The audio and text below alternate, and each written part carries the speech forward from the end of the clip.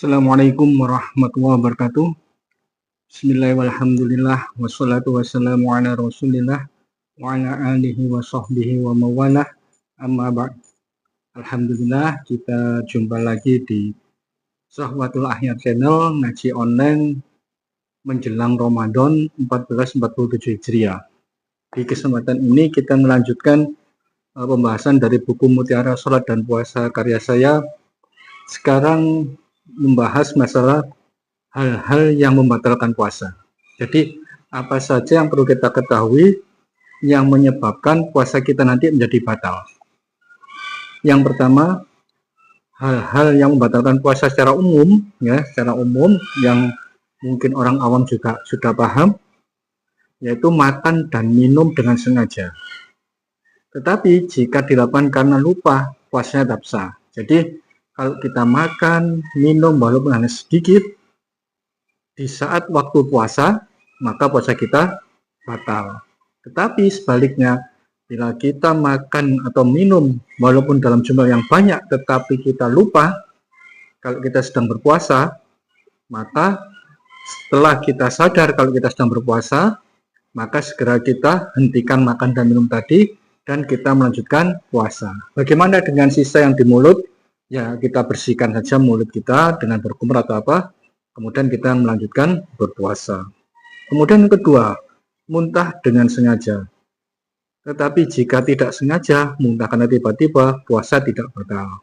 Jadi, muntah dengan sengaja itu misalnya mohon maaf, kita masukkan jari ke dalam mulut, sehingga menimbulkan rasa mual, akhirnya muntah. Nah, ini muntah yang disengaja. Tetapi kalau kita misalnya tiba-tiba pusing, atau mabuk perjalanan, di tengah perjalanan kita terus kok pusing, kemudian muntah, nah itu muntah yang tidak kita sengaja, tetapi muntah karena kondisi tubuh kita, maka itu tidak membatalkan puasa. Kita bisa melanjutkan puasa kita. Tapi karena muntah itu tadi kok terus menerus, sehingga tubuh kita lemas, dan menurut dokter harus minum obat atau diinfus, maka sebaiknya kita tunda dulu puasa kita, nanti kita qadha setelah kita selesai Ramadan. Yang ketiga, berhubungan badan, membatalkan puasa dan dikenakan kafarah. Jadi berhubungan badan dengan sengaja di waktu puasa, yaitu mulai terbit fajar sampai terbenam matahari, itu selain membatalkan puasa juga harus membayar kafarah. Kafarah itu merupakan hukuman, bisa pertama itu membebaskan budak, kalau tidak mampu berpuasa 2 bulan berturut-turut. Kalau tidak mampu, memberikan sedekah atau membayar fidyah untuk fakir miskin sebanyak 60 orang.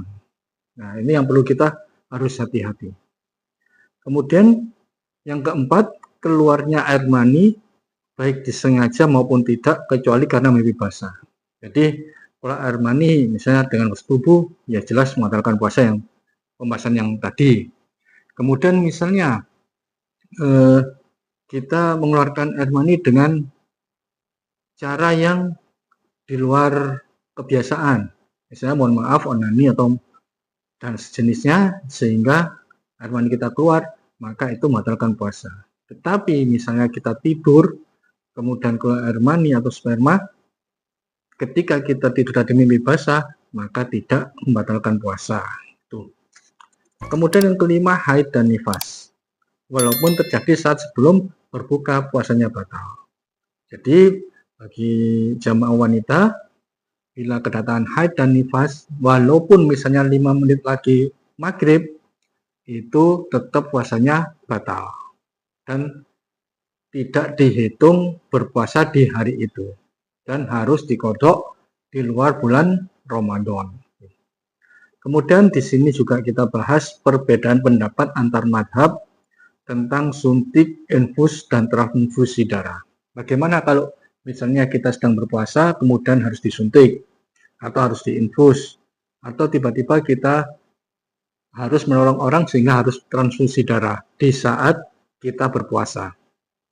Menurut madhab Syafi'i dan Maliki, tidak membatalkan puasa, karena tidak masuk melalui lubang alami, misalnya mulut, hidung, atau telinga, tapi infus atau suntik tadi melewati kulit. Yang kedua, menurut madhab Hanafi dan hal itu membatalkan puasa. Karena suntik atau infus itu termasuk memasukkan cairan yang menyehatkan ke dalam tubuh. Namun pandangan ulama modern cenderung menguatkan pendapat yang tidak membatalkan puasa kecuali suntik nutrisi. Jadi kesimpulannya, menurut pendapat modern, infus atau suntik bila itu obat yang karena kita sakit maka tidak membatalkan puasa. Tetapi kalau suntik itu tadi nutrisi biar tubuh kita kuat, baru membatalkan puasa. Kemudian masalah yang kedua, memakai celak mata atau tetes mata atau telinga.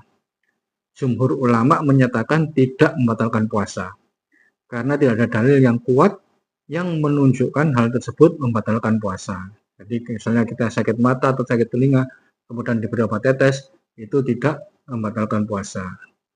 Kemudian yang ketiga, memasukkan obat ke dalam tubuh melalui dubur. Jadi misalnya obat sakit perut atau obat diare tapi melalui dubur, mayoritas ulama menyatakan membatalkan puasa. Karena termasuk memasukkan sesuatu ke dalam tubuh melalui lubang yang tembus perut. Jadi kalau masukkan obat melalui dubur, otomatis puasanya batal. Kemudian berbekam. Menurut mazhab Syafi'i dan Hanafi tidak membatalkan puasa. Jadi boleh-boleh saja orang berpuasa melakukan bekam. Tetapi menurut Maliki dan Hambali membatalkan puasa. Karena ada hadis riwayat Abu Dawud, orang yang berbekam dan orang yang dibekam puasanya batal. Tetapi di sini ada penjelasan, banyak ulama yang melemahkan hadis ini. Jadi ya sebaiknya kalau bisa kita tunda berbekam hingga selesai puasa, misalnya setelah maghrib atau setelah isya atau setelah tarawih, sebaiknya kita berbekam di malam hari sehingga puasanya tidak ada keraguan-raguan. Demikian yang bisa kita bahas masalah hal-hal yang membatalkan puasa. Semoga bisa menambah wawasan bagi pemirsa dan jamaah sekalian sehingga bisa meningkatkan kualitas dari ibadah puasa kita di tahun ini. Wallahu a'lam bishawab. Assalamualaikum warahmatullahi wabarakatuh.